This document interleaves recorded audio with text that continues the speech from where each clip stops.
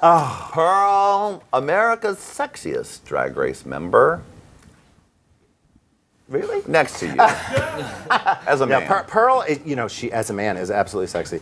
Pearl, another one who's just absolutely got this gift and is going for it. You know, you know, we definitely still butt heads.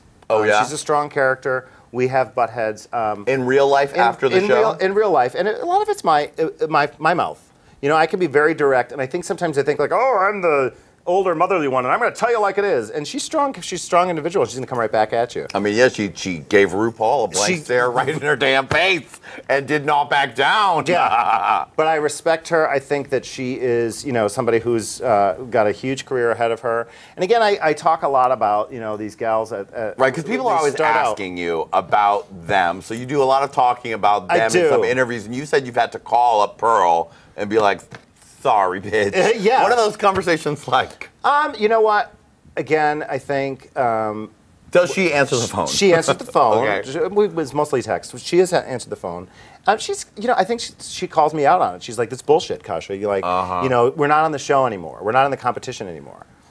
Okay, there's truth to that too. But you know, I'm also. Listen, I'm going to tell you this. I've worked, many other people have worked throughout the years to put together their looks, their performances and everything.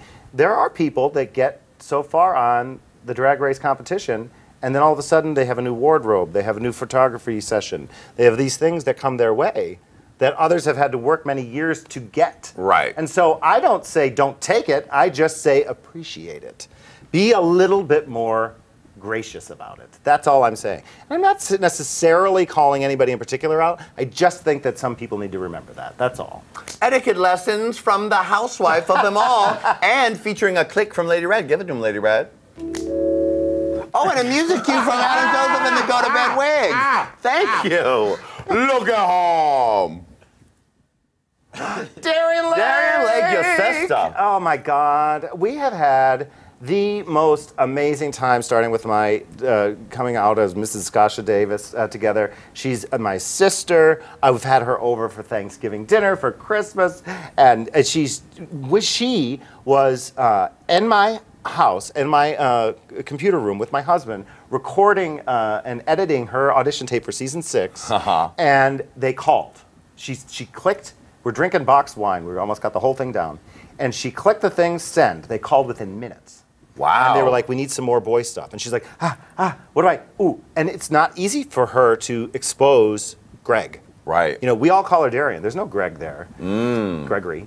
And so I was like, girl, just let me talk to you. Let me ask you these questions. And we talked to each other. And don't talk to the camera. Just answer the questions to me. And for her to open up like that. So that all that happened in my home. Wow. And, you know, I'm so proud of her.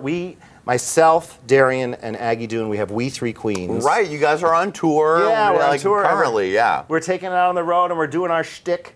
And Aggie's like, yeah, bitches, give me those fucking gigs, as a sister should do. Yeah, that's right. Aggie's like, okay, come on. You know, I helped all three of you. And, for years. Now it's my turn. Yeah, so, love Darian Lake. That's great. Wait, what else? What's another little tidbit about Darian that we wouldn't know?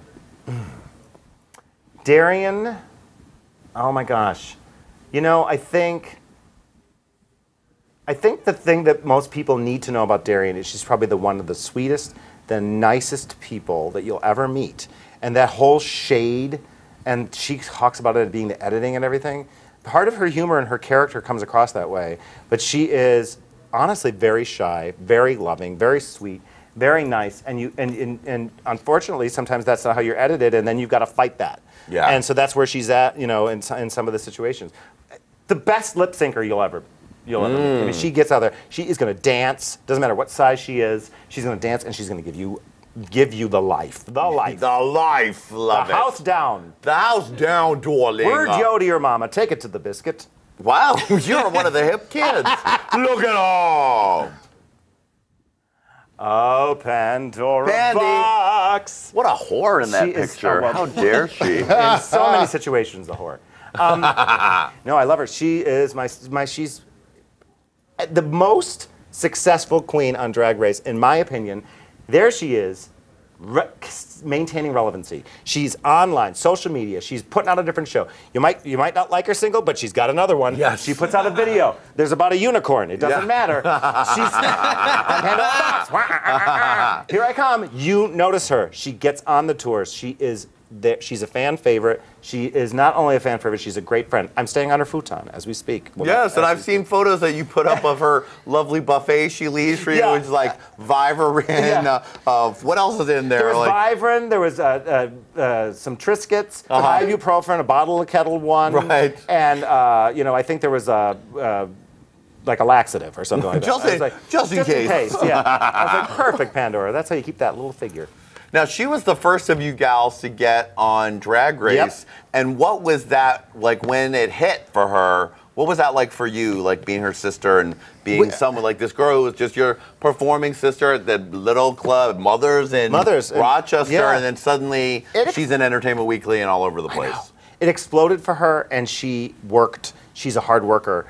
And, you know, we did videos together. We did, you know, on my Kasha Cooks shows together. Yeah, you have those old, like, 2009 videos where you guys are all doing it. And she's just, you know, she's always there to help and support and lend, you know, her, you know, opinion as to how to get to those next stepping stones. But it was explosion. It was huge for her. We were like, oh, my God, that's what I want, you know. And, you know, yeah, she's been through it.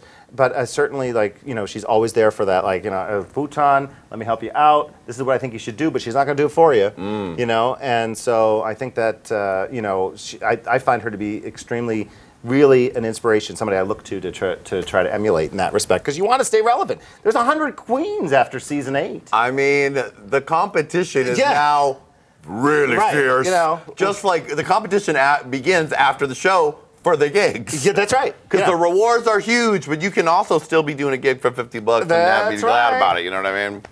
Look at her! Yeah, look at that sexy queen right there. Look, I mean, get into you right now in your 80s headshot realness. That's a 90s headshot realness. That's a 90s. I had that same black border and I think a background and of one of my own. My Z Cavaricci jeans that I loved because they were like, they had a corset in them. Oh my, you are so sexy in this photo. You know, I look back. And you are wasting it on a woman. I literally remember taking that shot and saying to myself, this, you know, this is what you've always dreamt of. Do this. Go for it. Look straight into the camera. Like, you know, communicate with whoever. You're gonna make it, Eddie. And it wasn't the time, you know. And I've been to Reddit and all that stuff. When I posted this picture, people were like, "Well, Kasha could look like that if she would just grow her hair back and lose some weight." Oh. Grow my hair back. Right. That's nice. I love it when people online are like, you look different than you did 12 years ago. Yes, it's called time, darling. When it evolves. How can you look different? You're not the same anymore. You got different. Baby. Get over it, everyone. I love it. Well, very nice. Thank you. John Stamos before Stamos. Yeah. What did you say, Lady Red? I said Kasha was John Stamos before Stamos. There you go. Yes, very nice. All right, I think there's one more. Look up. Madonna. Now you had look at the care and loving that our Madonna loving producer Walter put into this. Not just one picture Madonna would do, but 3. Now I put this in because you had a run-in with Madonna. I did in Central Park, right? My wife and I lived in New York City, and I was in a ballet classes and stuff. And I walked her to work, and I'm coming back, and all of a sudden this paparazzi comes flying past me, and I was like, I wonder what that was, you know? And so I kind of jogged up to one of the guys on the bike. I'm like, who's that? And he was like, it's Madonna. I'm like, oh. So I ran up to her, and here's Madonna, like all the different color hair back. It was the Vogue like time. And she's like all different, like her Blonde Ambition, right? All different color hair pulled back, and she just looks at me, no makeup whatsoever. And I was like, hi, you're awesome. Wow. And she was like, I know.